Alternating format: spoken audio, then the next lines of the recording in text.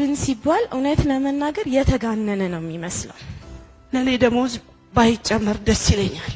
ኦድ ነው አይደለ? ስንት ነው የሚጨመርልኝ? እኔ ከምኒልክ ነው የመጣሁት። ምኒልክ ብቻ ነው መታከም የምችለው። ሌላ ቦታ ሄጄ የመታከም መብት የለኝም። አዳዲስ ወረዳዎች ጤና ጣቢያ የሌላቸው በጣም ጫና ያለባቸው ወረዳዎች አሉ። ጤና ጣቢያዎችን በሆስፒታል ደረጃ ከፍ ሊሉ የሚገቡ ጤና ጣቢያዎች አሉ። ነጭ ጓናችሁን ለሌላ ሰው አስረክባችኋል ነው የተባልነው። ለማንም አናስረክብም። ለይተን ቅደም ተከተል አስይዘን እንመልሳለን።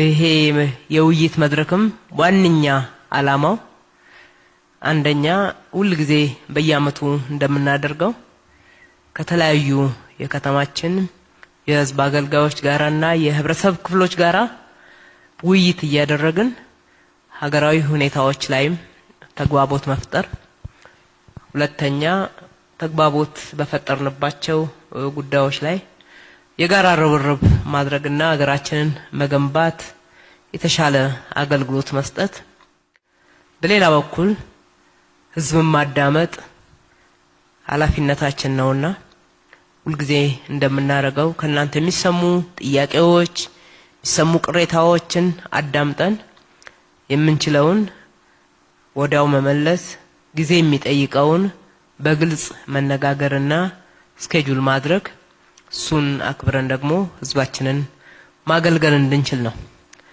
ይሄ ሁልጊዜ የሚቀጥል አሰራር ነው የሚሆነው። ከዚህ በፊትም የነበረን እንደሆነ ታውቃላችሁ። ዛሬም እሱን እናደርጋለን። ምንመራው ምንገነባው የምንለፋለት የምንሰራለት ህዝብም ሀገርም የጋራ ነው። የስራ ክፍፍል ወይም ደግሞ የስምሪት ልዩነቶች ካልሆኑ በስተቀር ባለድርሻ ያልሆነና ኃላፊነት የሌለበት ማንም በመካከላችን የለም። በሀገራዊ ጉዳዮች መረጃ በመትፈልጉባቸው እንዲብራርላችሁ የምትፈልጉት ጥያቄዎችም ይሁን በራሳችሁ ጉዳዮች የጤናውን ዘርፍና ሴክተር በሚመለከት ጉዳይም በሌሎች ባያቻችሁና ወደፊት ተስፋዎቻችን እና ዛሬም ደግሞ ለውጦቻችን መሰረት በሆኑት ጉዳዮች ላይ በነጻነት ሐሳባችሁን የራሳችሁን ሐሳብ ማንጸባረቅ የምትችሉበት መድረክ ነው። እኛም እናንተን ሰምተን ግማሹን እኛ እንመልሳለን። እናንተ የምትመልሷቸውም ጥያቄዎች ካሉ ደግሞ ወደ እናንተ እንመልስና በጋራ የምንመልሰውንም በጋራ እየመለስን እንሄዳለን ማለት ነው። መድረኩ ለዚህ ነው የተከፈተው። አሁን የእናንተ ሰዓት አልወስድም፣ እድሉን ለእናንተ መስጠት ፈልጋለሁ። ዛሬ ያየናቸውና ኖርማሊ ከጉብኝቱ ውጪ እየተሰራ ያለውን ስራ በግልም ስንንቀሳቀስ የምናያቸውን ስራ እኔ ዝም ብለን እዚሁ አዳራሽ ላይ ያሉትን ፒክቸሮችን ራሱ ዞር ብለን ብናያቸው እጅግ በጣም ገላጭ ነው ብዬ መናገር እችላለሁ። በርካታ ልብን የሚመስጡ ልብን የሚነኩ ነገሮች ነው ስንመለከት ያዋልነው። እንዲያው እነሱን ያብዛልን በየቦታው እንዲያው ቢኖሩ ብለን ከመመኘት ውጪ እንዲያው ይሄ ጎደለበት ብለን የምንናገራቸው ብዙ ነገሮች አላየሁም። እኔ በጣም ነው የምደነቀው ባይዘው ወይ በተንቀሳቀስኩባቸው ቦታዎች ላይ እንዲያው ይሄንን አይቶ አለማመን፣ ይሄንን አይቶ አለመመስከር፣ ይሄንን አይቶ እንዲያው አለማድነቅ የሰውኛ ባህሪ ከሌለን በስተቀር በጣም አይ ዶንት ኖ ምንም ብለን መናገር እንደምችል አላውቅም። የማየው ነገር በጣም ደስ ይለኛል።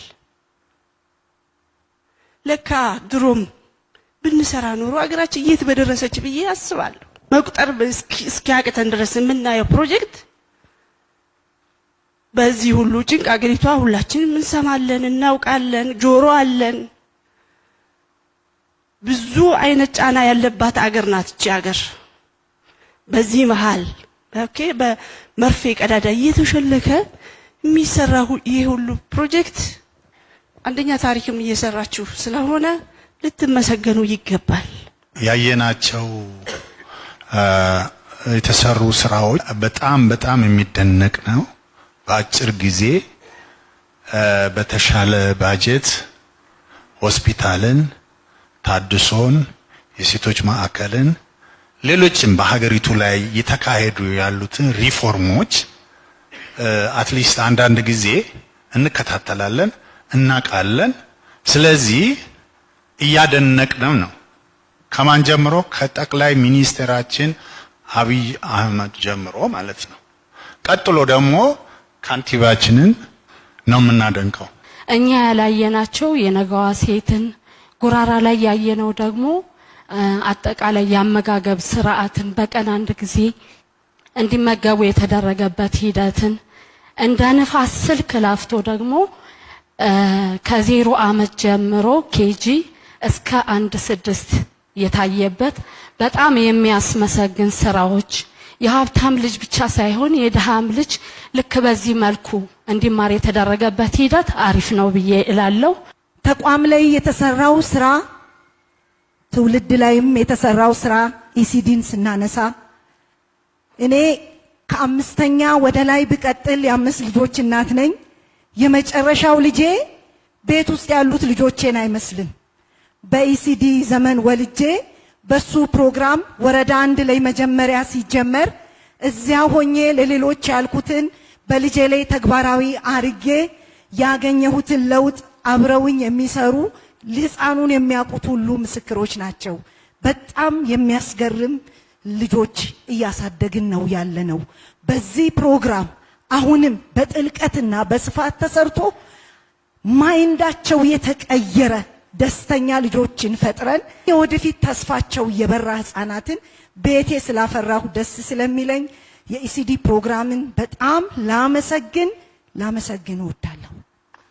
ብዙ ጊዜ እንደ ሀገራችን ስራ ስንሰራ መሞጋገስ ሳይሆን ብዙ ጊዜ አንዱን የሚያደናቅፍበት ነገር እናያለንና ግን ዛሬ ያየናቸውና በተለይ በቅርብ ዓመታት ያየናቸው ለውጦች በአካል በተግባር የሚታዩ ዝም ብሎ በወሬ ብቻ ሳይሆን በተግባር የሚታዩ ለውጦች ያየናቸውና ከከተማ መስተዳደሩ ጀምሮ ከታች እስከ ወረዳ አመራር ድረስ እኛም በቅርበት ስለምናውቃቸው 24 ሰዓት 7ቱንም ቀን በትጋት የሚሰራበትና የሚታይ ለውጥ ያለበት ነውና ይሄኛው በደንብ ከተማ መስተዳደሩንም አጠቃላይ ከታች ያለውንም አመራር ብታመሰግኑልኝ ደስ ይለኛል። በጭብጨባ እየተከፈለን ያለ ደሞዝ ምንም እንኳን ስራችንን የሚመጥን ባይሆንም እንዲያው ኑሯችንን ሊደጉም በሚችል መልኩ ይሆን የሚል ጥያቄዎች ተነስተዋል። ሌላው የቤት እጦት ችግር ነው። በርካታ ባለሙያ ላይ እኔ አንዳንዴ እንዲያው በልካችንም ብንሰፈር ብዬ አስባለሁኝ። ጤና ባለሙያ ነው የሚባለው። ኖርማሊ የቲም ስራ ነው የሚሰራው፣ ግን ደግሞ ሃይራርኪ ያለው በጤና ጣቢያ በጤና ዙሪያ ላይ ማለት ነው። በጣም ከፍ ያለ ፕሮፌሽን ያላቸው አሉ፣ በጣም ወሳኝ የምንላቸው። እንዲያው በዛ ልክ የሆነ ነገር እየተደረገ ቢመጣ ተስፋችን እየለመለመ ይመጣል ብዬ አስባለሁ። የጤና ባለሙያ የሚያነሳው አንዱ የኬሪየር ኢሹ ነው። ኬሪየር የአንድ ቢኤስሲ ነርስ እንዲያው ከነርሱ ብነሳ ሂዶ የሚያቆመው 9,000 ብር ነው፣ ወይም ደግሞ ደረጃ 14 ላይ ነው። ግን እኮ ከሲኒየር ነርስ ቺፍ ኤክስፐርት እየተባለ እየሄደ ከአንድ ጁኒየር ነርስ በጣም የተሻለ ነርስ እየሆነ በሄደ ቁጥር የሆነው በተለይ ስታክ የሚያደርግበት ነገር አለና ኬሪየሩ ቢከፈት የሚል ጥያቄ አለኝ። ሌላው የተነሳው ሪስክ ነው። እንግዲህ የኢመርጀንሲ ሪስክ አላዋንስ የሚባል አለ የሚከፈል ወደ 470 ብር። የሪስክ አላዋንሱ በቂ ነው በቂ አይደለም አልልም፣ ግን ሁሉም ጤና ባለሙያ በአንድ ጤና ጣቢያ ላይ ወይም በአንድ ሆስፒታል ላይ በሚሰራበት ሰዓት በሪስክ ደረጃ ካየነው ሁሉም ባለሙያ ሪስክ ተጋላጭ ነው። አስታውሳለሁ ክብርት ከንቲባ ከዚህ ቀደም የኮቪድ-19 በተከሰተበት ሰዓት ሪስክ አላዋንስ ከቨር ማድረግ ስለማይቻል ሁሉም ባለሙያ ታክስ ፍሪ ተደርጎ እንዲያው በዛ ቢደጎም ተብሎ የተደረገ ነገር እንዴ አንዳንዴ የሆነች ደሞዝ ተሻግራ በመሃል ነበር የምትመጣውና እፎይ የምታስብል አይነት ነገር ነበረች። እንዲያው ታክስ ፍሪ እንሁን ብያልልም፣ ግን እንዲያው ሪስክ አላዋንሱ ግን ሁሉም ባለሙያ ቢመለከተው የሚል ነገር አለኝ። እሱ በዛ ልክ ቢታይ የሚል ነገር ነው። አንድ ሰው ቤት ኪራይ መክፈል አቅቶት እቤት በጣም ተቸግሮ ወጥቶ ወይ የልጆቹ ትምህርት ቤት ኢሹ ሆኖበት የልጆቹን ትምህርት ቤት መክፈል ሳይችል ወይ ደግሞ ታክሲ ተቸግሮ ባስ ተንጠላጥሎ በጣም ደክሞ መጥቶ ተሯሩጦ ኦፒዲ ገብቶ ስራውን ሊሰራ ይችላል። ግን ሃፒ ሆኖ ላያስተናግድ ይችላል። በሚፈለገው መልኩ ደስተኛ የሆነ አገልግሎት ላይሰጥ ይችላል። ስለዚህ ዋጋችን ያ ሳይሆን ቢያንስ ቤዚክ ነገር ይሟላ ነው። የዲዩቲ ክፍያዎች አንዳንድ ቦታዎች ላይ በ1.5 በ2 ይባዛሉ፣ ሌሎች ሴክተሮች ላይ ሌሎች መስሪያ ቤቶች ላይ። እኛ ጋር እንደዛ አይደለም። ሙሉ ስራችን እድሜ ልክ ስራችን ሆኖ ራሱ እንደዛ አይደለም ያለው ነገር ማለት ነው። ከነማ ፋርማሲ ድርጅት አንጋፋ ድርጅት ነው። ለምሳሌ እኔ ከማየው ሪፖርቶች አንጻር ሳይ የጤና መድኑ ሽፋን በሽያጩ ከፍተኛውን ድርሻ ይወስዳል። በፊት ሴልሱ ካሽ ሴልሱ ነበር ከፍተኛ። ድርጅቱ በዱቤ ገዝቶ በዱቤ ሸጦ እንዴት ነው የሚቀጥለው በዚህ መልኩ? ምክንያቱም የግዢ ስርዓቱ ጨረታ ግዢ መሆኑ የሚደገፍ ነው። ዩኒፎርም የሆነ አክሮስ ዘ ብራንች ተመሳሳይ ዋጋ እንዲኖረው ያደርጋል። ነገር ግን ስቶክ አውት በዚህ አጋጣሚ ይከሰታል። ይህንን ስቶክ አውት እንዴት ነው የምንሸፍነው? እንደ ሌሎች የመንግስት ጤና ተቋማት የሚመሳሰል ባህሪ የለውም። ሌሎቹ በጀትድ ናቸው። ይሄ ግን ወዲያው እየሸጠ ወዲያው እንትን እያለ ነው እንትን የሚለውና ቢታሰብበት። ሌላው በሰራተኛ ዙሪያ ነው የመልካም አስተዳደር ችግር ማለት ነው። ለምሳሌ እኔ 3 ወር ሙሉ ብቻዬን ስሰራ ነበረ። የነበሩት አንድ ፋርማሲስትና 2 ድራግስቶች ለቀው ሄዱ። ለምን? ምክንያቱም ሰራተኛው የሚከፈለው የአንድ አመት ሲሰራ ከትርፋማነት የሚያገኘው ደሞዝ አለ። ያንን ትርፋማ ነው ተብሎ እየተነገረው ሄዶ መጨረሻ ላይ ትርፋማ አይደለም የሚል ነገር መነገሩ አግባብ አይደለም። ለኔ ደሞዝ ባይጨመር ደስ ይለኛል። ኦድ ነው አይደለ? ስንት ነው የሚጨመርልኝ? ችግራችንን እንደ አገርስ ይፈታል? የኢኮኖሚ ጉዳይስ እንዴት ነው? ዛሬ መንግስት ለኛ እኮ 10 ብር ከጨመረ ነጋዴ በጥፍ 50 ነው የሚጨምርብን። ሲስተሙ ምንድነው ብዬ ነው እኔ መንግስትን የምጠይቀው። እንዴት አድርገን የኑሮ ማረጋጋትን እንዴት አድርገን እናመጣለን? ስንት ነበረ ስንሰማ የነበረው? ምን ሲደረግ ነበረ? ምንድነው ከኋላው ያለው እስክንል ድረስ ማለት ነው። እናትን ኮች ላይ ጥለን አይደለም እኔ መብቴን የምጠይቀው። ሰው ገድዬ እኔ ልዳን አይባልም፣ ነውር ነው።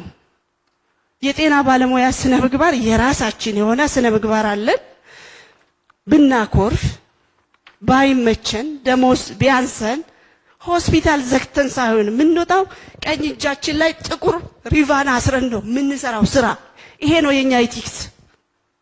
ይሄ ግን እየተደረገ ያለው እያየን ያለ ነው። በጥቂቱም በአብዛኛው ስራ ላይ ቢሆንም የጤና ባለሙያው አንዳንድ ነገሮች ስናይ ግን የሚያሳዝን ነገር እያየን ነው። ሊታረም ይገባል። አንድ እንደ ችግር አድርጌ የማነሳው ተቋም ላይ የበጀት ችግር አለ። እንደ አዲስ ከተማ ክፍለ ከተማ በጤናው ላይ በጀት በጣም ነው የምንቸገረው።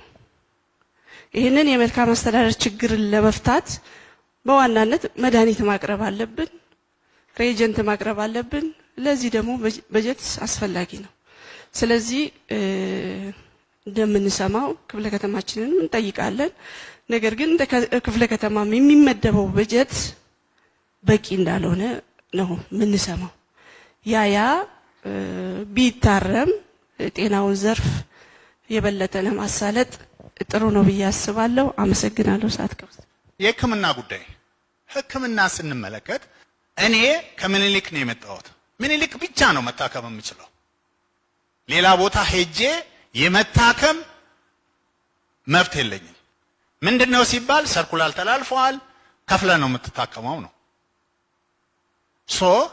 ይሄም እንዲታሰብበት ትራንስፖርት የሲቪል ሰርቪስን ፐብሊክ እንጠቀማለን። የስ ግን ለማምራን የተደረገው ነገር ለኛ ለምን አልተደረገም?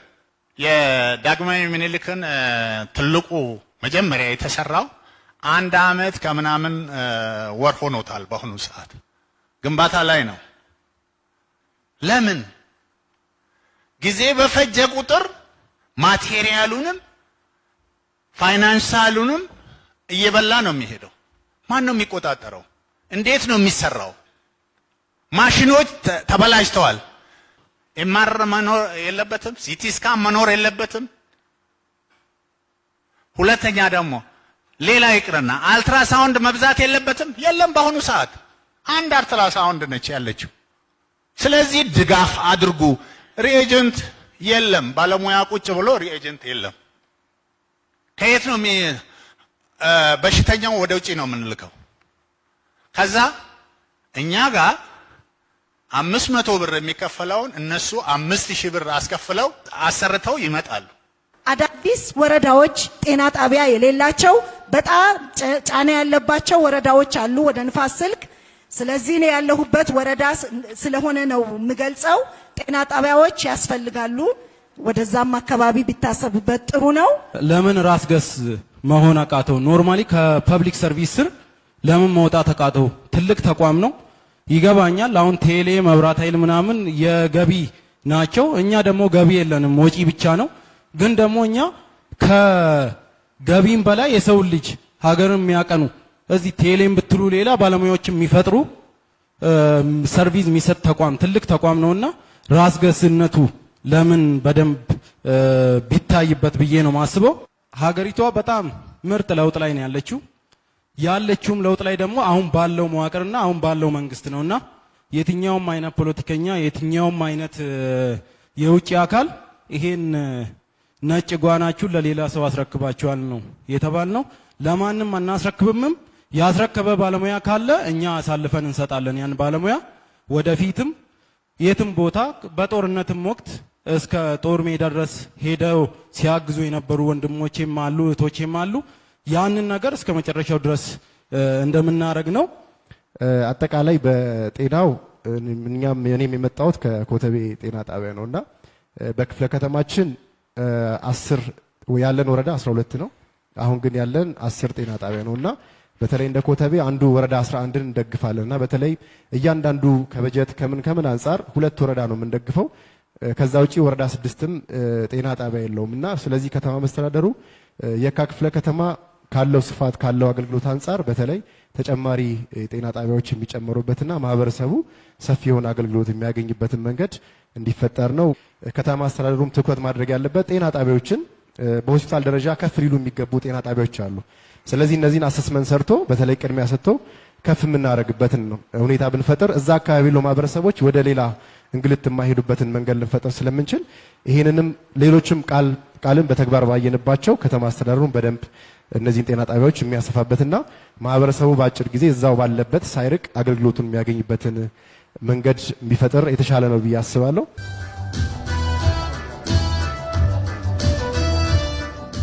ቅድሚያ እንደ አዲስ አበባ ያለውን ሁኔታ ባለፉት ሳምንታት በቅርበት ስንከታተል ስለነበረ ጉዳዩም ከሁሉ በፊት ጤና ነው። የጤና ጉዳይ ስለሆነ የግዴታ የእናንተን ሁኔታ ስንከታተል በነበረበት ውስጥ እውነቱን ለመናገር ከውስጥም ከውጪም የእናንተን ጥያቄዎችና ቅሬታዎች መነሻ በማድረግ ከፍተኛ ጫና ሲደረግባችሁ ሙያዊ ኢቲክሳችሁን ጠብቃችሁ ቃል የገባችሁለትን ፊቱ ቆማችሁ የማላችሁለትን ህዝብ ታሳቢ አድርጋችሁ አገልግሎታችሁን ሳታቋርጡ ስታገለግሉ ለነበራችሁ ሁሉ በአዲስ አበባ ከተማ ነዋሪ ስም በከተማው ማስተዳደር በራሴም ስም ያለኝን አክብሮት መግለጽ ፈልጋለሁ። ጥያቄ ሁሌ ይኖራል። ዛሬ ያነሳችሁ ጥያቄዎች ቢመለሱ ዛሬውኑ እዚህ መድረክ እንኳን ብንመልስ የሚቀጥሉ ጥያቄዎች ይኖራሉ። ባህሪ ነው። አንድ ጥያቄ ከተመለሰ በኋላ እንደ ሁኔታው እንደ ወቅቱ ተጨባጭ ሁኔታ ሌላ ጥያቄ አይወለድም አይመጣም ማለት አይደለም። ፍላጎቶችም እየተጨመሩ እየተለወጡ ይሄዳሉ። ያንን ግን እንዴት ነው የምናራምደው? እንዴት ነው የምንጠይቀው? እንዴት ነው የምናስፈጽመው? እንዴት ነው የምንመልሰው የሚለው ሁሉ ጊዜ ወሳኝ ያደርገዋል። ያደጉት የሰለጠኑት ሀገራት የሚበልጡን አንዱ በዚህ ነው። ማንኛውም ጥያቄ የት፣ መቼ፣ እንዴት የሚለው ላይ ክላሪቲ አላቸው። ሰለጠኑ አደጉ የምንላቸው ቤንችማርክ የምናረጋቸው አንዱ በዚህ ነው። መቼ፣ እንዴት፣ ጊዜን፣ ሁኔታን አጠቃላይ ተጨባጭ የሆነውን መሬት ላይ ያለውን ሁኔታ ያገናዝባሉ። በዛ ውስጥ ማንሳት ያለባቸውን ጥያቄዎች ቦልድሊ ያነሳሉ፣ ተግባቦት ይፈጥራሉ። በተረጋጋ ህግና ስርዓት በሚፈቅደው መንገድ ከሁሉ በላይ ደግሞ ሙያዊ ኢቲክስ በሚፈቅደው አግባብ ጥያቄ ማንሳት ተገቢ ነው። እናንተ ዛሬ ያነሳችሁት ጥያቄ ከዚህ በፊት አንስታችሁታል። ከዚህ በፊት በነበረው መድረክ ላይ አንስታችሁታል። እንዴት መመለስ አለበት የሚለውም ላይ ተግባቦቶች እንደነበሩ ማስታወስ ተገቢ ነው። በርካቶች ያነሳቻቸው ጥያቄዎች ከዚህ የተሻለ አገልግሎት መስጠት እንድንችል የተለያዩ ነገሮች ቢሟሉ በግብአትም በበጀትም ብላችሁ ያነሳችሁት ትክክል ነው። ግን ከተማ አስተዳደሩ ደግሞ እየገነባቸው ያሉት ትልልቅ ግንባታዎችም ልማቶችን አይታችኋል ብዬ አስባለሁ። እንደ ከተማ አስተዳደር በተደራሽነት ችግር ያለባት ከተማ አይደለችም። በፍትሃዊነት ግን ትክክል ነው። ጤና ጣቢያ የሌላቸው ወረዳዎች አሉ። ነገር ግን ቁጥሩን ስናየው ካለን ከህዝብ ብዛት ጋራ በተቀመጠው በዓለም አቀፍ ስታንዳርድም በአገሪቷም ስታንዳርድ ያንን ማሳካት የሚችል ነው። በዚህ በለውጥ በ5 ዓመት ብቻ ከ28 በላይ ጤና ተቋማቶች ማስፋፊያ ተሰርቶላቸዋል። ትልልቅ ነባር ሆስፒታሎቹ ምናልባትም ከግማሽ ምዕተ ዓመት በላይ የሆናቸው ነባር ሆስፒታሎቹም ትልልቅ የማስፋፊያ ስራዎች እየተሰራላቸው ያረጁትም ህንጻዎች እየተጠገኑ እንደሆነ እናንተም እያያችሁ ነው። ከዛ ጋር ተያይዞ ያነሳቸው ኮንሰርኖች ትክክል ነው፣ ወስደን የምንሰራቸው እንደሆነ በዚህ አጋጣሚ መጥቀስ እንፈልጋለን። በዚህ ዓመት እንኳን ተጠናቀው አገልግሎት ሊሰጡ እየተገነቡ ያለቁ ያሉ ጤና ጣቢያዎች ብዛት እንኳን ብናይ 8 ናቸው። ስለዚህ ከተማ አስተዳደሩ ፍትሃዊነትንም ለማስፈር የተለያዩ ግንባታዎችን እያደረገ እንደሆነ በደንብ እንድታውቁት ለማለት ያህል ነው። ምናልባት ከትርፍ ሰዓት ክፍያ ጋር ተያይዞ በፐብሊክ ሰርቪስም የተቀመጠ ጣሪያ አለ። ትክክል ነው።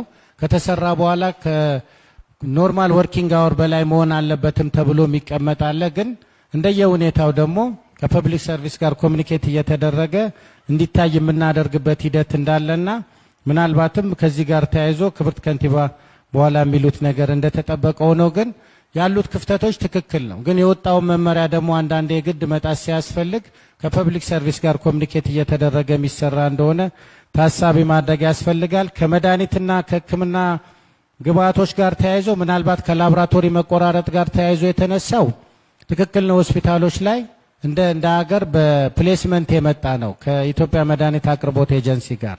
ከዛ ጋር ተያይዞ ግብአቶች ባልቀረቡበት ጊዜ የሚፈጠሩ ክስተቶችን እንዲሁም ትልልቅ ማሽነሪዎች እንደ ሲቲ ኤምአርአይ የተባለው ትክክል ነው።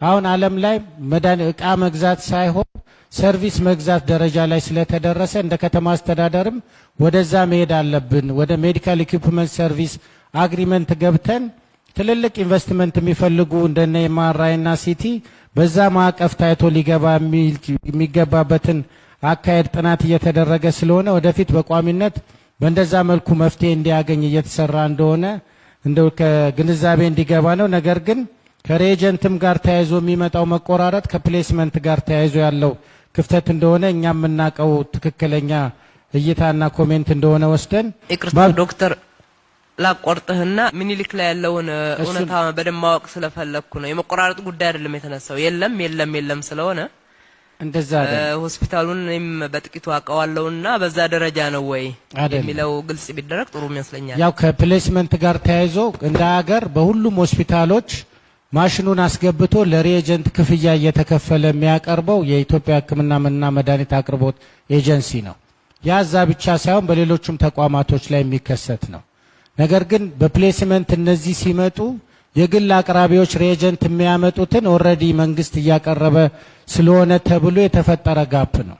ስለዚህ ይሄ በቋሚነት የሚጠፋበት ሁኔታ ሳይሆን ይህንን ሬጀንት አቅራቢው ሳያቀርብ ሲቀር የሚፈጠሩ ጋፖች ናቸው። ስለዚህ ከዛ ጋር ተያይዞ አለን እኛ በየጊዜው የምናደርጋቸው ኦዲት ስላለ የግብአት መቆራረጦች ሲከሰት ሌሎቹም ጋር የሚታዩ ነው። ነገር ግን ከግብአት ግዢ ጋር ተያይዞ እንደ ማንኛውም ዕቃ ስለሆነ የሬጀንትም ይሁን የመድኃኒት ከግዢ ስርዓቱ ጋር ተያይዞ ሊቆራረጥ የሚችልበት አግባብ እንዳለ ነው። በሚባለው ልክ ሳይሆን ችግሮቹ አሉ ሌሎችም ተቋማቶች ላይ የሚስተዋሉ እንጂ ለብቻው ከምኒልክ ጋር ተያይዞ የሚነሳ ነገር እንዳልሆነ እዚህ ያለ የጤና ባለሙያ እንዲያውቅ ያስፈልጋል።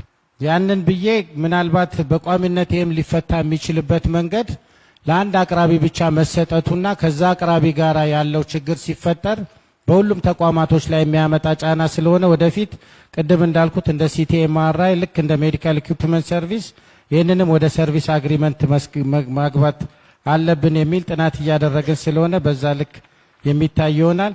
ምናልባት ቅድም ከጤና ተቋም ጋር በየቦታው የሚነሳ ራሱን ችሎ ቢወጣ የሚባለው እንደሚታወቀው እንግዲህ የህብረተሰባችንንም የኑሮ ሁኔታ ማየት ያስፈልጋል። ትክክል ነው። ምናልባት እንደ ከተማ አስተዳደር ለሁሉም ለሆስፒታሎቻችን በአመት ለኦፕሬሽናል ኮስት የሚበጀተው ክሎስቶ 5 ቢሊዮን ብር ነው። ግን የምንሰበስበው ኢንካም ከግማሽ ቢሊዮን ብር በታች ነው። ምን ያህል ፍሪ ሰርቪስ እየተሰጠ እንደሆነ እዚህ ያለውን ባለሙያ እንዲያውቀው ያስፈልጋል። የህብረተሰቡ የመክፈል አቅምን ያገናዘበ ትክክል ነው። ትርፋማ እንዲሆን ቢደረግ ጤና ተቋሙ ራሱን ችሎ ለባለሙያውም የሚችለውን ያህል ሊደጉም ይችላል። ነገር ግን እንደ ጤና ሴክተር እየተጠና ያለ አለ የፐርፎርማንስ ቤዝድ ፋይናንሲንግ ሲስተም ወይንም ኢንሴንቲቭ ሜካኒዝም ሲስተም እየተጠና ያለ አለ። ስለዚህ እሱ እንደ ሀገር ተጠንቶ ሲያልቅ መፍትሄ የሚያገኝበት መንገድ ይሆናል ማለት ነው። ከከነማ ፋርማሲዎች ጋር ተያይዞ የተነሳው እንግዲህ ምናልባትም እንደ ሁላችሁም እንድትገነዘቡት ከተማ አስተዳደሩ በልዩ ሁኔታ በመደጎም በየጊዜው ድጎማ ያደርጋል። ለከነማ ፋርማሲ የተቋቋመበትም አፎርደብል የሆነ መድኃኒት ለህብረተሰቡ እንዲያቀርብ ነው። ከለውጥ በፊት የነበሩት 18 ብራንቾች ብቻ ነበሩ። በልዩ ሁኔታ ከጋራ መኖሪያ ጎጆዎች ኮንዶሚኒየም በመስጠት ዛሬ ላይ 53 ደርሰዋል። ስለዚህ በይሄ ትልቅ ነው። እንግዲህ ከ40 ዓመት በላይ የነበረ 18 በ3 እጥፍ ማደግ የቻለው በአሁን በዚህ በ5 በ6 ዓመት ነው። ስለዚህ ትልቅ እድገት ነው። ነገር ግን እዛ ውስጥ አላሰራ ያለ የግዢ ስርዓት ካለ መድኃኒቱን ለማቅረብ የሚያስቸግርና ቅድም እንደተባለው በዱቤ ለማግኘት የሚያስቸግሩ ነገሮች ካሉ ከባንክ ጋራ እንዴት ተደርጎ ሊተሳሰር ይችላል? እንዴት ተደርጎ በጀት ብድር የሚመቻችበት ሁኔታዎች ሊታዩ ያስፈልጋል። ነገር ግን እንደ ከተማ አስተዳደር በልዩ ሁኔታ ትኩረት ተሰጥቶት ይሄ ተቋም 2-3 በካቢኔ ቀርቦ ሲደጎም አውቃለሁ።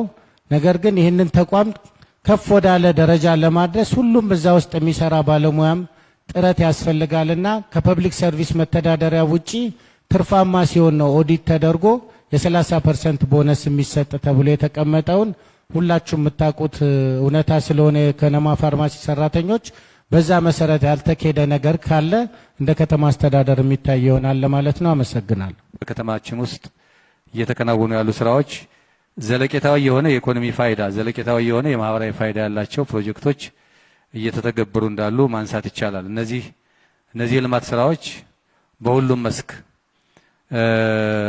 በአንድ ሴክተር ላይ የተንጠለጠሉ ሳይሆኑ በሁሉም ዘርፍ ዘለቄታዊ ያለው የልማት አቅም ለመፍጠር የሚያስችሉ ሁኔታዎች እንደሆኑ መገንዘብ ያስፈልጋል ብዬ አምናለሁ። በመሰረታዊነት ከጤናው አኳያ የተነሳው ከቤት ከጥቅማጥም ከትራንስፖርትና ከደሞዝ አኳያ ያለው ጥያቄ ነው።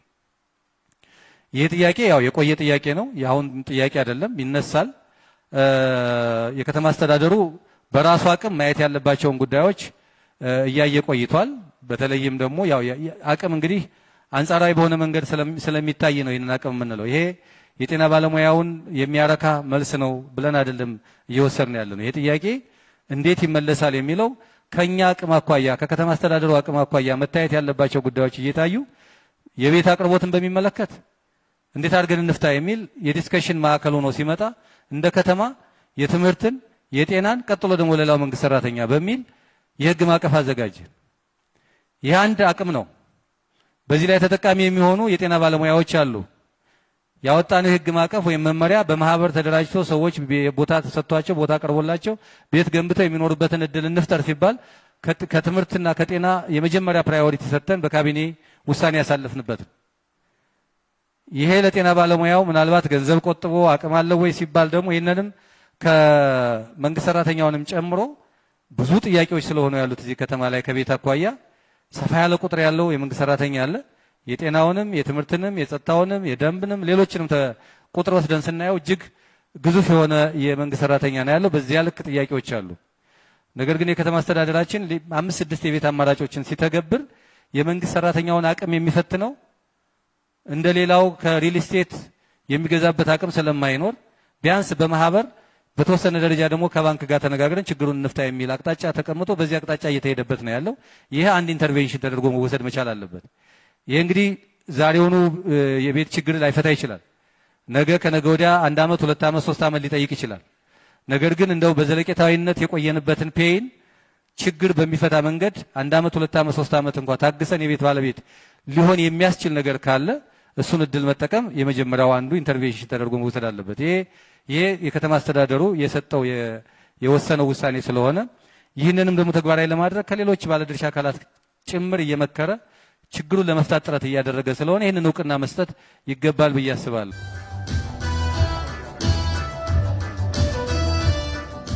ወደ ጥያቄዎቹ ዝርዝር ከመምጣት በፊት ጥያቄዎች የቀረቡበት ዲሲፕሊን አሁንም በዚህ መድረክም ይበል የሚያሰኝ ነው።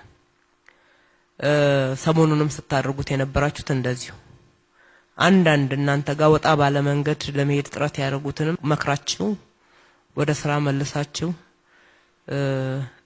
እንዴት እናት ምጥ ላይ ሆና እኛ ደሞዝ ይጨመር ብለን ከስራ እንወጣለን፣ የሚፈስ ደም ጥለን እንዴት ነው የምንሄደው ተባብላችሁ አንዳችሁ ሌሎቻችሁ ላይ ምን ያህል ተጽዕኖ እንዳሳድራችሁ ጭምር በዝርዝር እናውቃለን። ይሄ ቀላል ነገር አይደለም፣ ትልቅ ትርጉም ይሰጠዋል። ገንዘብ የሚመዝነው ጉዳይ ስላልሆነ ማለት ነው። ገንዘብም የትኛውም ዛሬ እያንዳንዳችሁ 100 ሺህ አግኝታችኋል ቢባል የሚመዝነው ጉዳይ አይመስለኝም። ይሄ ውስጣዊ ነው፣ ህሊና ነው፣ ሰብአዊነት ነው።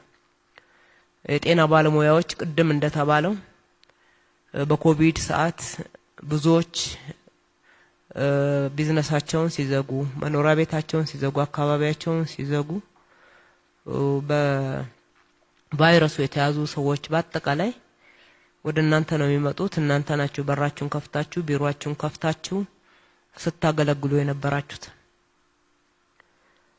ሁለተኛ አገራችን ዛሬ ብቻ ሳይሆን ከዚህ በፊትም በታሪክ በቅርብ ጊዜም የህልውና ዘመቻ ባጋጠመን ሰዓት ህይወት ለመስጠት ከየትኛው ወገን ነው ማን ነው የሚል መስፈርት ሳይኖራችሁ ራሳችሁን ሰጥታችሁ በራሳችሁ ተነሳሽነት የመጀመሪያው ጦር ሜዳ ወይም ደግሞ ደም የሚፈስበት ጥይት የሚወርድበት ቦታ ላይ ተገኝታችሁ ህይወት ስታድኑ ነበር። የወደቀን ሁሉ ስታነሱ ነበር።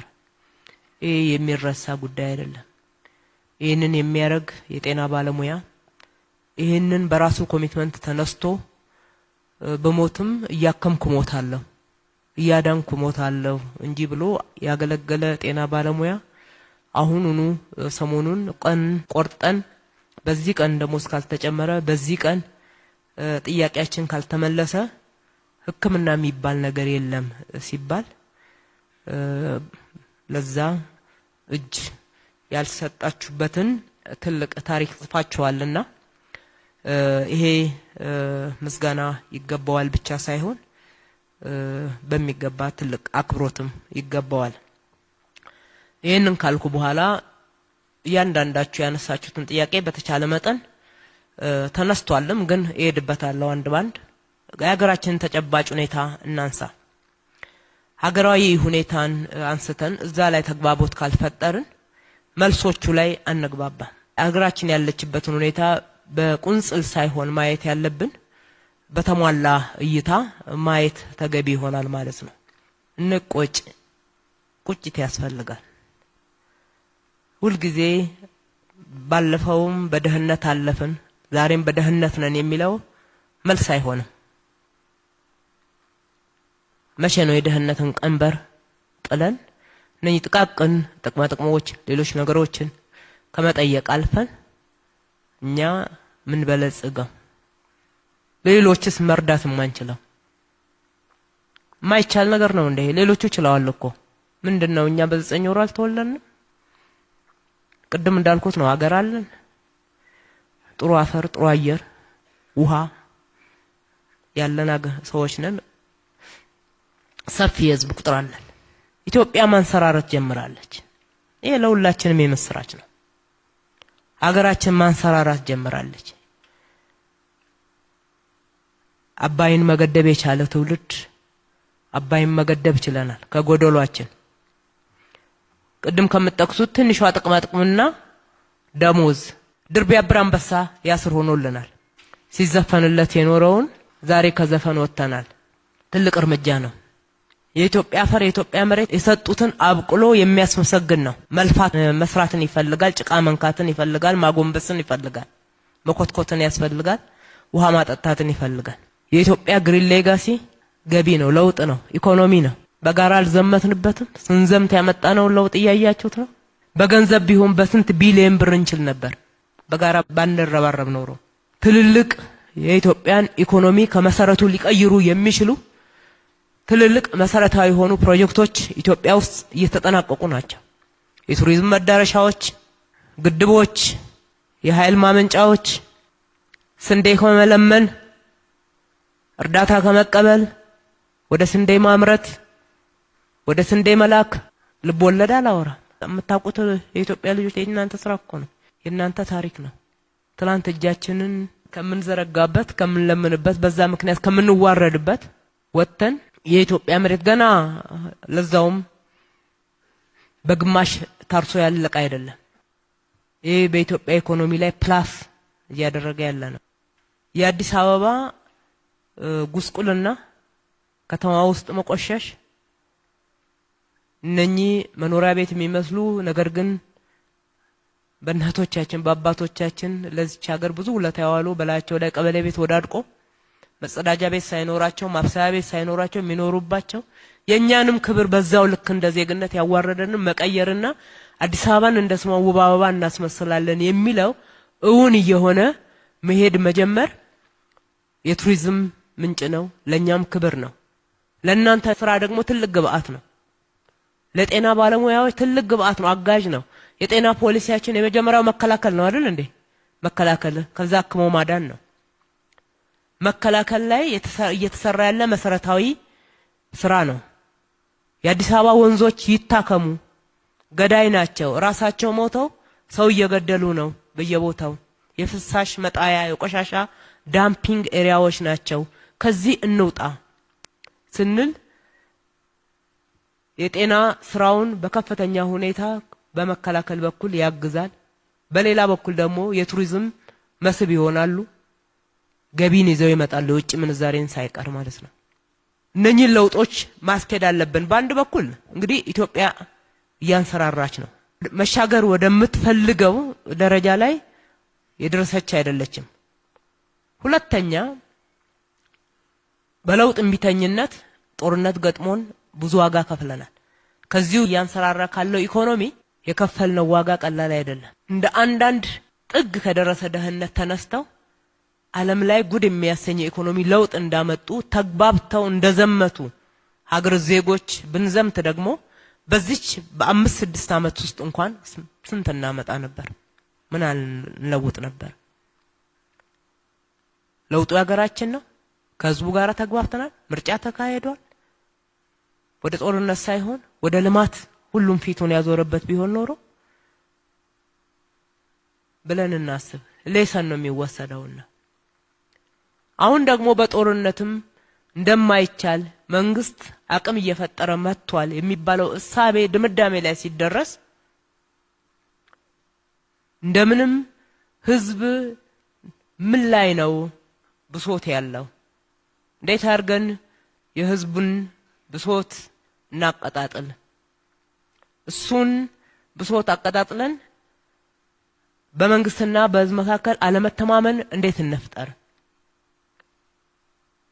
ያንን አለመተማመን ለመፍጠር የተደራጀ የሚዲያ ዘመቻ አለ እንደምታዩት።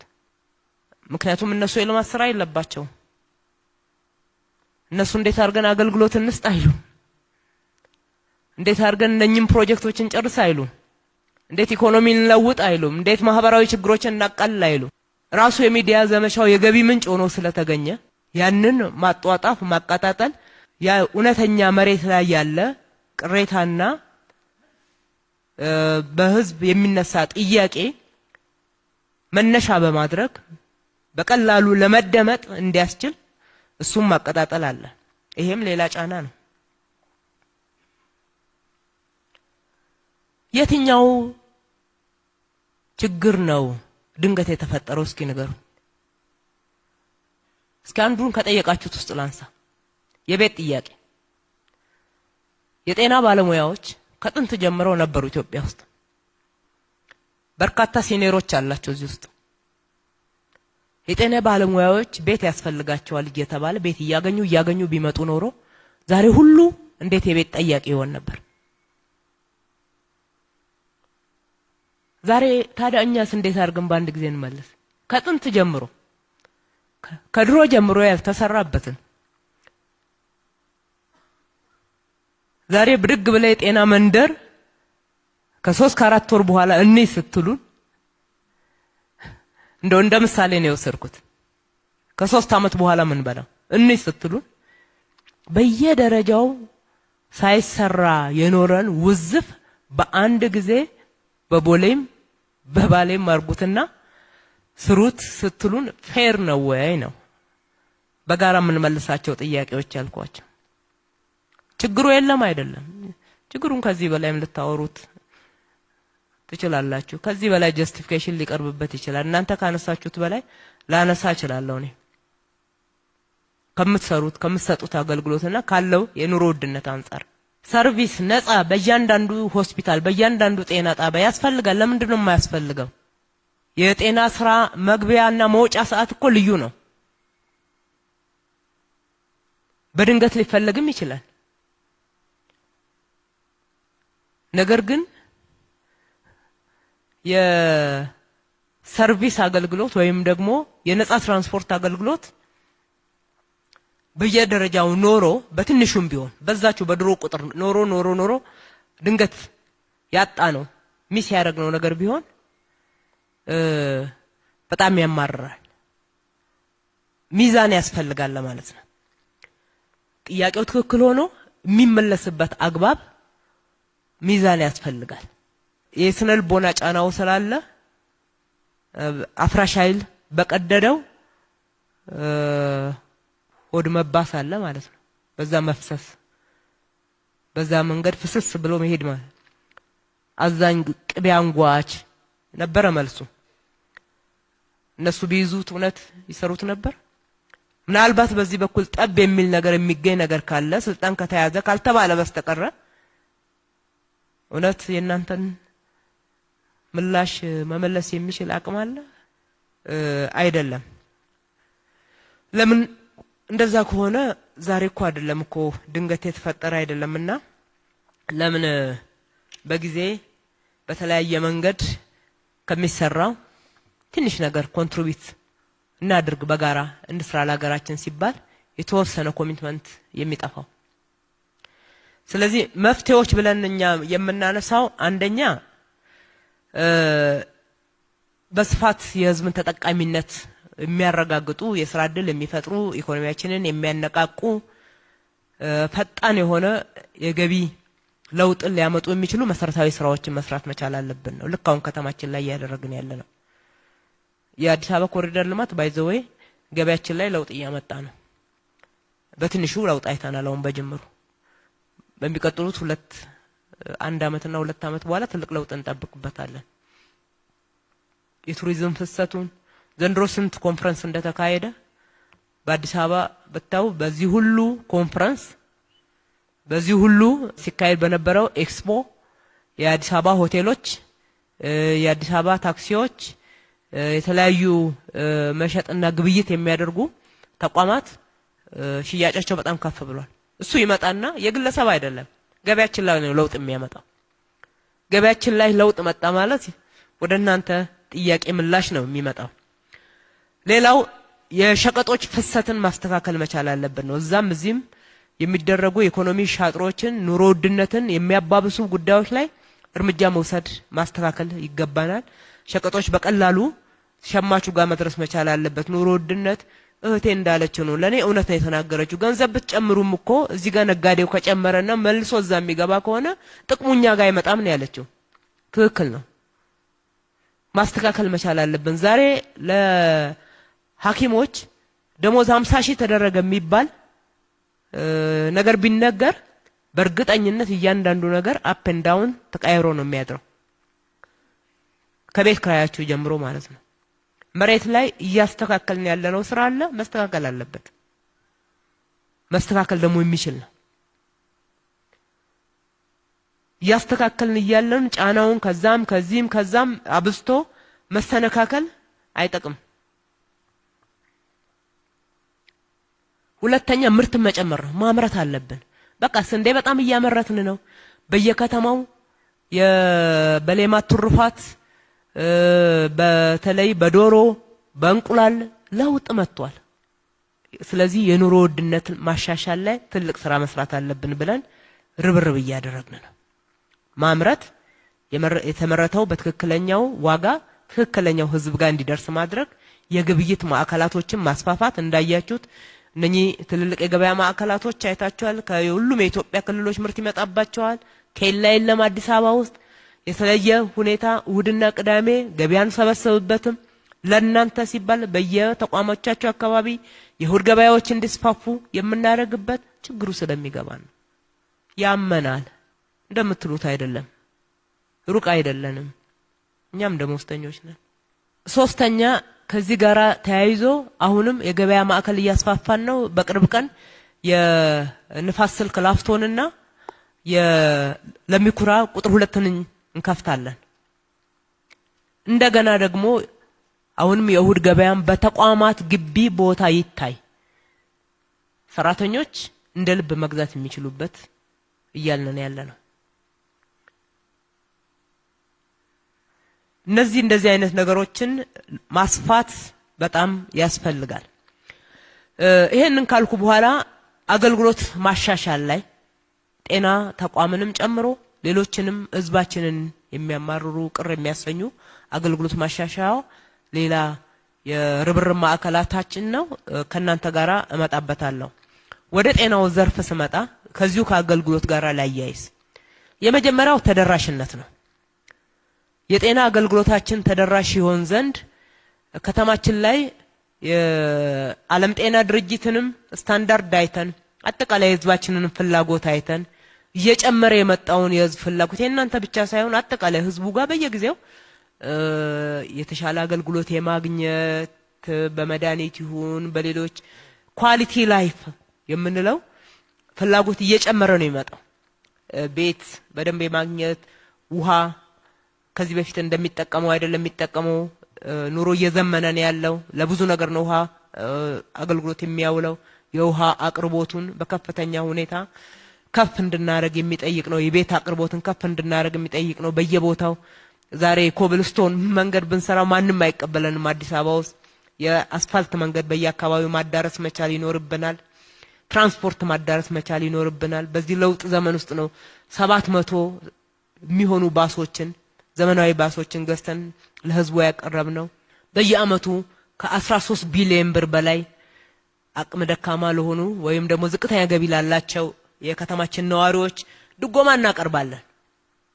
እሱን ዝርዝር ልተውና ወደ ጤናው ተቋም በመመጣበት ሰዓት የጤና ተቋሞቻችንን ለማሻሻል አዳዲሶችን ለመገንባት ብዙ ጥረት አድርገናል። የመጀመሪያዎቹ ነባሮቹን ማሻሻል ነው። ነባሮቹን ቅድም ስታነሱት የነበረው እነ ጥሩነሽ ቤጂንግ ከነባሩ ሆስፒታል ያላነሰ ግንባታ ነው። እዛ ያላችሁ ጤና ባለሙያዎች ታውቃላችሁ፣ ሌሎቻችሁም እዩት። እዚህ መሃል ዘውዲቱ ትልቅ ጫና ስላለበት ቀድሞ ያለው ተቋምና አሁን እየገነባን ያለነው አይገናኝም። ስሙ ግን ማስፋፊያ ነው። ራስ ደስታ ላይ እየገነባን ያለነው ተመሳሳይ ነው። ሚኒሊክ ላይ አይን ስፔሻላይዝድ የሆነውን G+5 ብቻ ሳይሆን በተመሳሳይ ሁኔታ የፎረንሲኩም በዛ ደረጃ የተሰራ ነው። ቅድም ቶሎ ይለቅሱ ይመስለኛል ልክ ነኝ? ስለዚህ አንድ ላይ ሁሉንም ምንድነው የጎደለው እያልን እያየን ነው የሰራነው።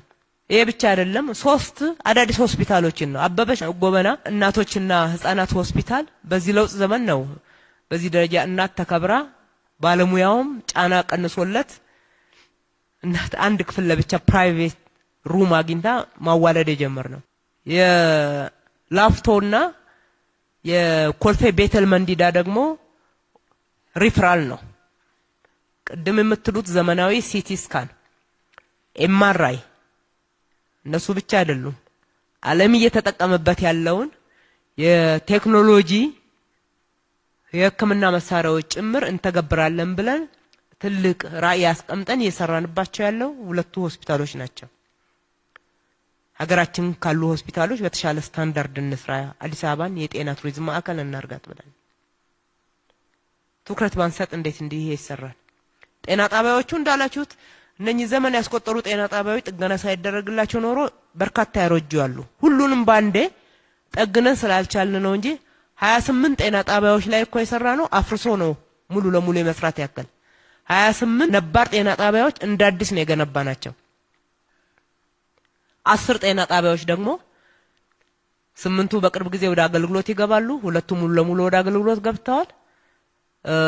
ፕራይመሪ ደረጃ ሆስፒታል በሚባል ደረጃ ነው የተገነቡት። እህት ያነሳሽው ትክክል ነው። በቀድሞዎቹ ደረጃ ማድረግ የለብንም እንደዛ ማወዳደር ተገቢ ስላልሆነ ማለት ነው። ምክንያቱም የቀድሞዎቹ መሻሻል ነው ያለባቸው።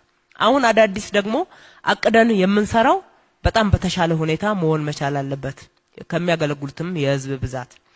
እንግዲህ በሁሉም ወረዳዎች የግድ ጤና ጣቢያ ያስፈልገናል ካልሆነ በስተቀር ከአዳዲሶቹ አንፃር የዓለም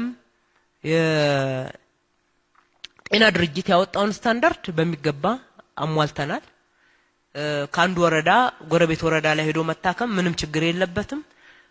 በተቻለ መጠን አቅማችን በፈቀደ ደግሞ ረጋ ብለን እነኚዎቹን መሳሪያ ሞልተንላቸው ባለሙያ ሟልተን ወደሚቀጥሉት ትንሽ ርቋቸዋል ወደ ተባሉት ፊታችንን የምንመልስ ነው የሚሆነው። ከጤና ባለሙያ ቁጥር አንፃር እኮ ከዚህ ለውጥ በፊት ወደ 13000 ጤና ባለሙያዎችን ነው የጨመርነው። በቅርብ ጊዜ የጤና ባለሙያ ቁጥርም ጨምሯል። እንግዲህ ከጥቅማ ጥቅም አንፃር የጤና ባለሙያው ወደ 32000 ደርሷል። ትላንትና መምህራኖች ጋራ ውይይት ስናደርግ ወደ 40000 ነው ቁጥራቸው፣ 41000 ቁጥር አካባቢ ነው ያላቸው። ፖሊስ ወደ 30000 ነው። ጽዳት ሰራተኞች ወደ 30000 ናቸው። የከተማው ደንብ ማስከበር ከ12000 በላይ ደርሷል። ሌሎች የመንግስት ሰራተኞች ስንጨምር ከ200,000 በላይ ሰራተኞች አሉ። እንደናንተው ጥያቄ ያላቸው እንደናንተው ቤት ሲሰራላቸው የኖሩ አይደሉም። ጥያቄ ያላቸው የኑሮ ውድነት ጥያቄ አለ፣ የደሞዝ ማሻሻያ ጥያቄ አለ። በአጭር ጊዜ በመካከለኛ ጊዜ በረጅም ጊዜ ብለን ከፍለን የምንሰራው ጉዳይ ነው የሚሆነው። እንደው ለሁሉም በአንድ ጊዜ ችለም ብናደርገው ከናንተ በላይ እኛ እንደሰት ይሆን? እውነቱ እንደዛ ነው። ከጥቅማ ጥቅምና ደሞዝ ጋራ አያይዛችሁ ያነሳችሁት ደጋግሜ እንዳነሳሁት ያንሳችኋል። ለመኖር ቤት ኪራይ ከፍላችሁ ልጆች አስተምራችሁበት አሁን ካለው የገበያ ሁኔታ አንፃር ያንሳችኋል። ምንም ጥያቄ የለው።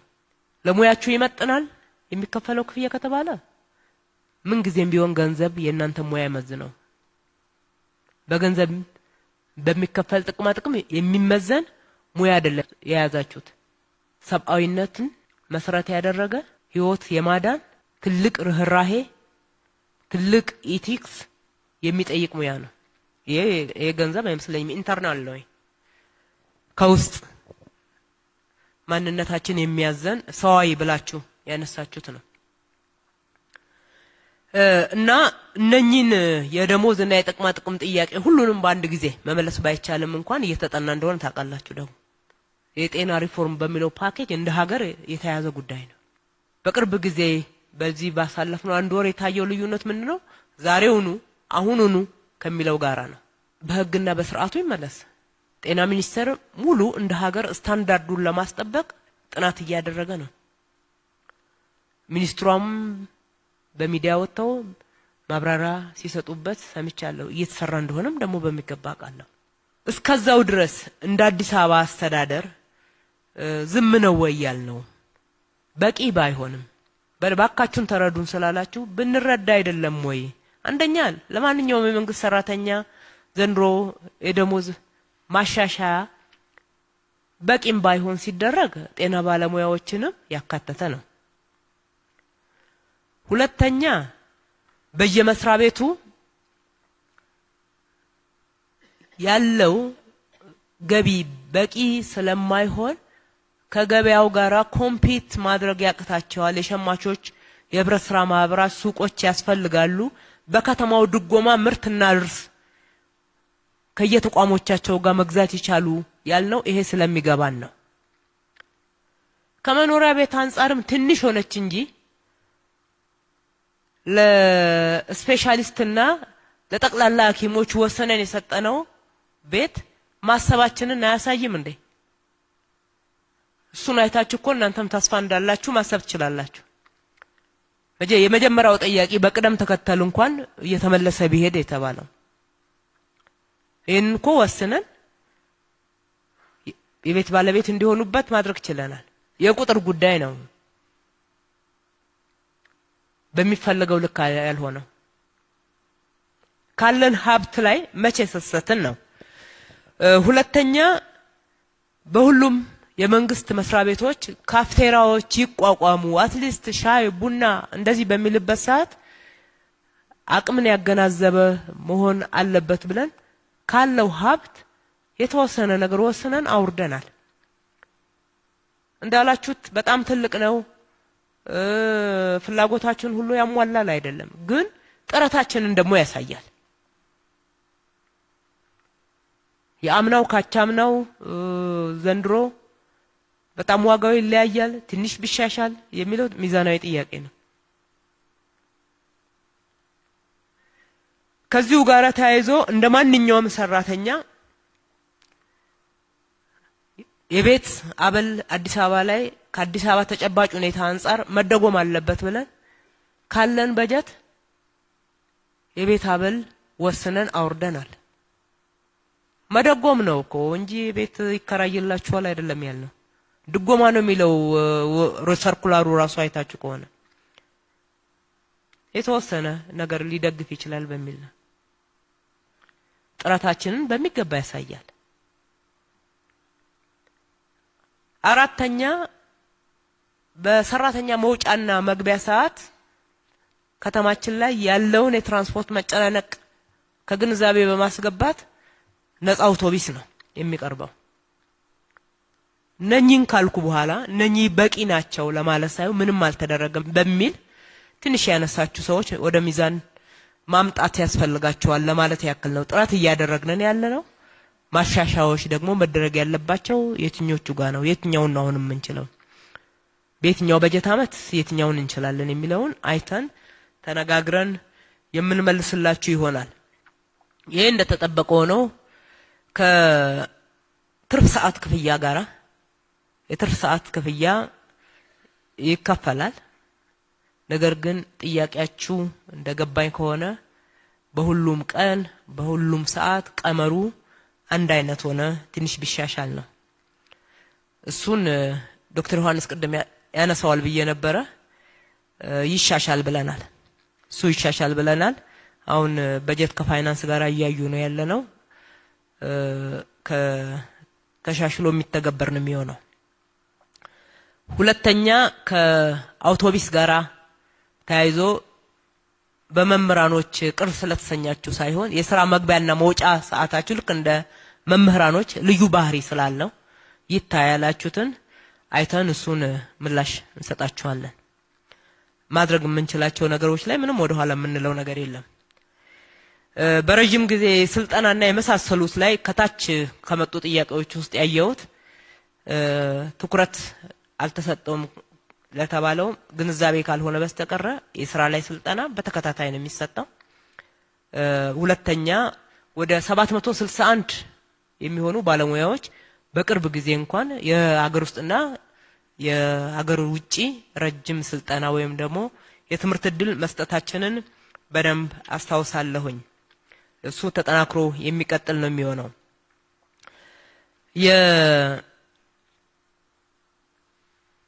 ከዲዩቲ ውጪ ከሪስክ ጋራ አያይዛችሁ ያነሳችሁት ጀስቲፊኬሽኑ ትክክል ነው የሚሆነው፣ ግን ደግሞ እንደ ሀገር ተነጋግረን በጋራ መመለስ ይገባል የተባለው ትክክለኛ ምላሽ ነው። እሱን በጋራ ተነጋግሮ መመለስ ተገቢ ይሆናል። የመኖሪያ ቤት ጉዳይ ከመኖሪያ ቤት ጋራ ተያይዞ መጀመሪያ ከናንተም ጋራ 2015 በተዋየንበት ጊዜ የተነሳ ጥያቄ እንደሆነ አስታውሳለሁኝ። ከዛም በፊት የነበረ ጥያቄ ነው የኖረ ነው። መጀመሪያ ከመምህራኖች ጋር አያይዘን ጀመርን። የእናንተም በተመሳሳይ መታየት እንዳለበት በካቢኔያችን ወሰነን። ባለፈው አመት ሙሉ ከንግድ ባንክ ጋራ ስንሰራበት ቆይተን የብድር አቅርቦት ያስፈልጋልና እናንተ የምትቆጥቧት ልክ ቤቱ ሲደርሳችሁ ዳውን ፔመንት እንዳታጡ ነው እንጂ የቤት መገንቢያ አይደለም። የቤት መገንቢያውን ከንግድ ባንክ አግኝተን ብድሩ በረጅም ዘመን ከ20 አመት ባላነሰ ጊዜ ውስጥ በትንሽ እየተከፈለ መሄድ የሚቻልበትን አግባብ ከንግድ ባንክ ጋር ተስማምተን ተፈራርመናል። ስለዚህ የጤና ባለሙያዎች ተደራጁ በማህበር መሬት ዝግጁ ነው። ከተማው ያለው ትልቁ ሪሶርስ መሬት ነው።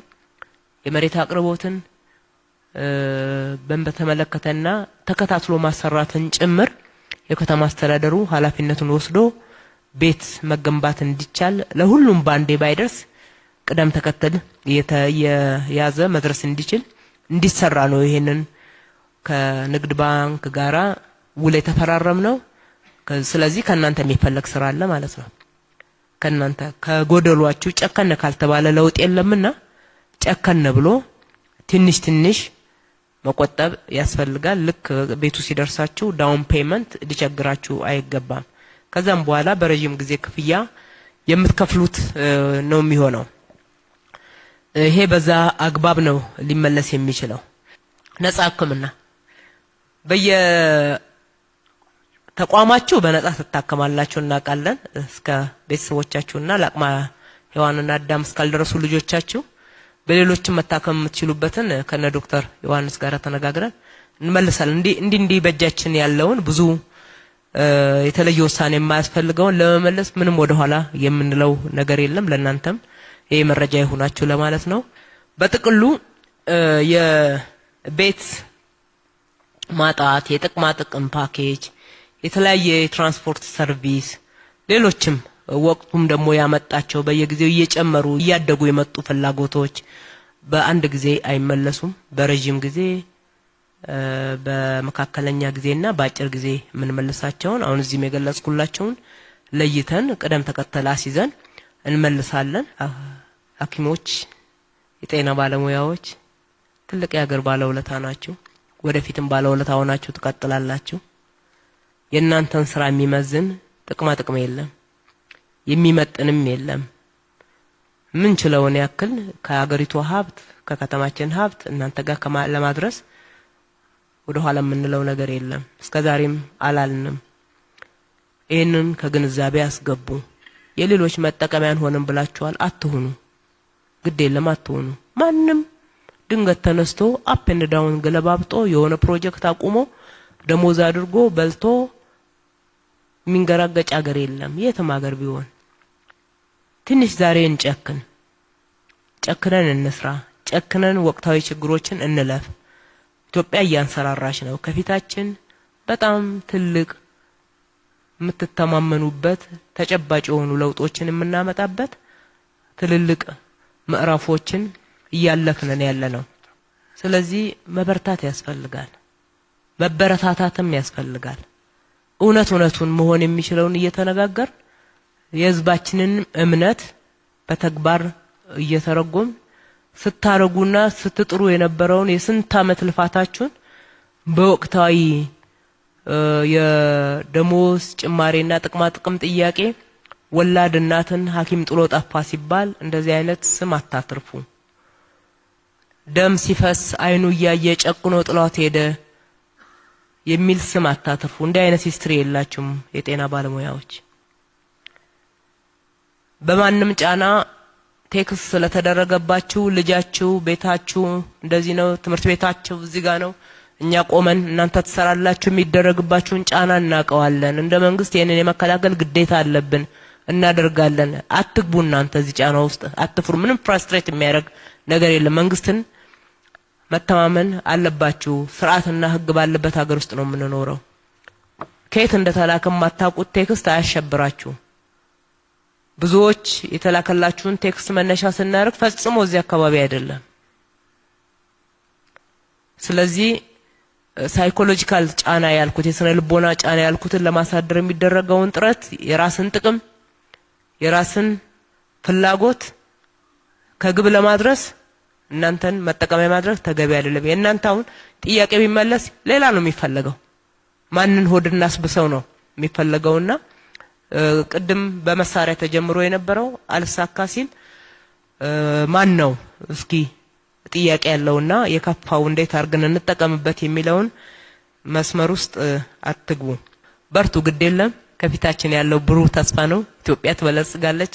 እቺን ዛሬ እንደዚህ ያወራንባትን ቀን እያስታወስን ይኸው ደረስን የምንልበት ቀን ይመጣል። ከዛ ውጪ አጠቃላይ ጥናቱ ይዞ የሚመጣውን ዝርዝር ሁኔታ በወቅቱ ይፋ ሲደረግ ሁላችንም የምናውቀው ይሆናል። መልካም የሥራ ጊዜ ይሁንላችሁ። እጅግ አድርገን እናመሰግናለን።